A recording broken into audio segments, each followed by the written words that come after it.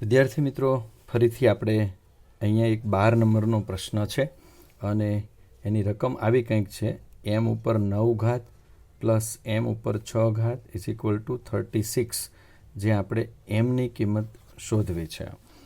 હવે ઘણીવાર એવું થાય કે આવડી મોટી ઘાત તો અમે ક્યાંય જોઈ નથી, પણ દરેક પ્રશ્નોના સોલ્યુશન હોય છે અને એ આપણી આસપાસ હોય છે. તો અહીંયા એવું કરી શકાય કે એમ ઉપર 3 ગુણ્યા 3 લખી શકાય અને એન ઉપર અહીંયા એમ ઉપર 3 ગુણ્યા 2 લખી શકાય ઇઝ ઇક્વલ ટુ 36.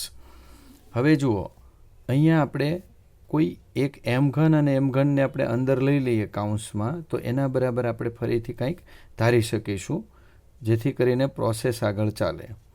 હવે જુઓ, અહીંયા એમ ઘન બરાબર એક્સ ધારો.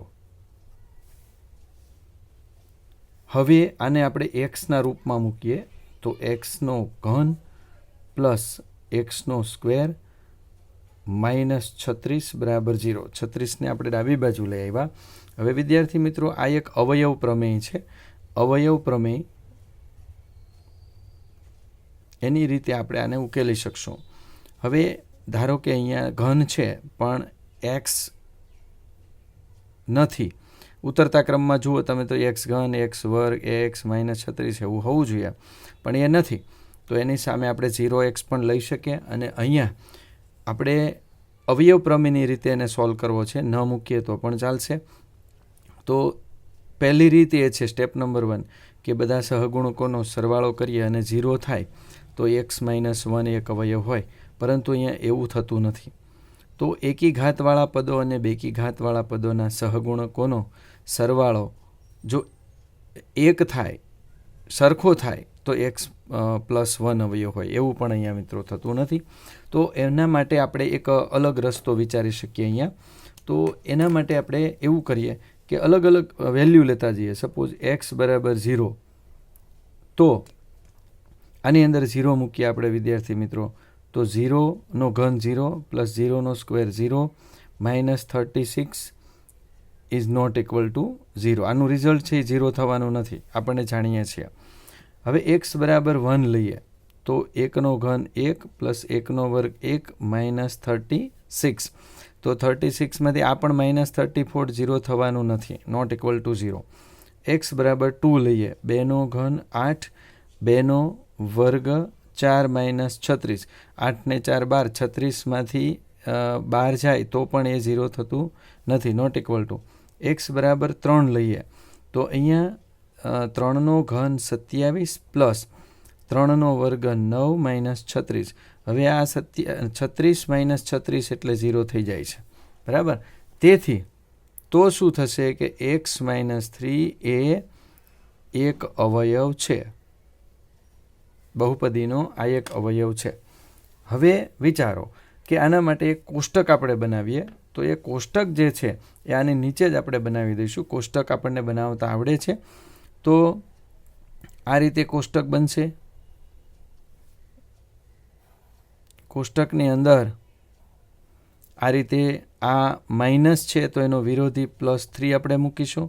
અહીંયા બધા જ સહગુણકો મૂકીશું. આ એક્સ ઘનનો 1, આનો 1, અને હજુ જો અહીંયા એક્સ વાળું પદ નથી એટલે 0x માઇનસ 36. તો આ સહગુણકો થઈ ગયા. હવે અહીંયા આપણે મૂકતા જઈશું કે ઊભી કોલમનો ગુણાકાર થશે. અહીંયા પહેલાં 0 મૂકવાનો છે અને અહીંયા 0 લાવવાનો છે. વિદ્યાર્થી મિત્રો, ઊભી કોલમનો સરવાળો 1 + 0 એટલે 1. પછી આનો ગુણાકાર 3 × 1 = 3, તો એ અહીંયા મૂકાશે. 3 ને 1 4, 4 તેરી 12, 12 0 એટલે 12, સરવાળો કરવાનો છે. 12 તેરી 36, જો 36માંથી 36 જાય એટલે ઓટોમેટિક આપણને 0 મળી જાય છે. હવે વિદ્યાર્થી મિત્રો, આ જે કાઉન્સ છે એને આપણે 3 વખત મૂકી દઈશું.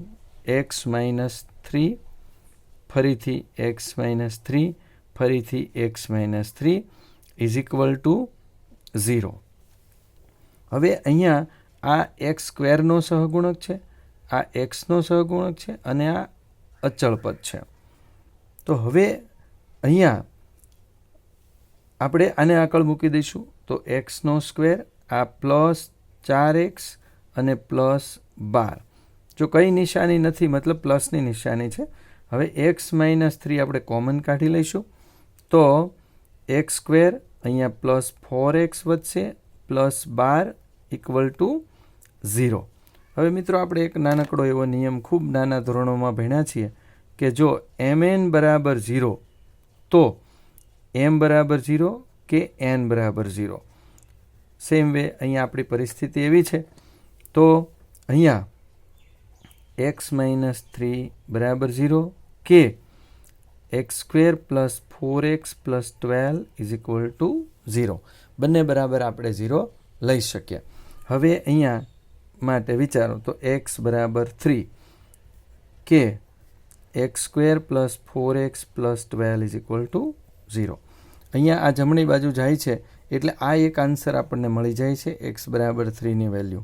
હવે અહીંયા નથી મળતું તો આના અવયવ પણ નથી પડતા કે ભાઈ 12ના એવા અવયવ પાડો કે સરવાળો 4 આવે જે પોસિબલ નથી. તો શું કરીશું આપણે 10મા ધોરણની અંદર એક આ સૂત્ર આવે છે d = b² - 4ac. તો આપણે ડી ચેક કરી જોઈએ. ડી એટલે વિવેચક મિત્રો. જો ડી ઋણ આવી જશે તો આના અવયવ પડશે નહીં એવું આપણે સાબિત કરી શકશું. તો અહીંયા બી એટલે વચ્ચેનાનો અહીંયા a41 પહેલા પદનો સહગુણક, b44 એટલે કે બીજા પદનો સહગુણક અને c412 એટલે કે છેલ્લા પદનો સહગુણક. તો એ પ્રમાણે મૂકીએ તો b એટલે 4 તો 4 નો વર્ગ -4, a એટલે 1 અને c એટલે 12. તો જોઈ શકો છો ચોકે 16 - 12 ચોકું 48 એટલે 48માંથી 16 જાય એટલે 32 વધે પણ એ માઇનસ વધશે બરાબર. <0 છે તેથી અવયવ શક્ય નથી.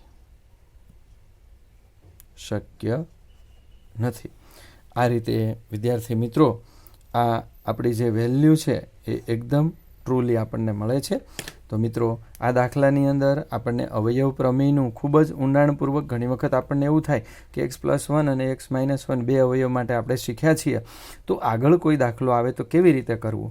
તો મિત્રો એમાં આ રીતે તમે કરી શકશો. મિત્રો આવા કન્સેપ્ટ બેઝ દાખલાઓ ગણવા માટે આ ચેનલને સબસ્ક્રાઈબ કરજો, મિત્રોને શેર પણ કરજો અને ખાસ ગણિત ખૂબ સહેલું છે.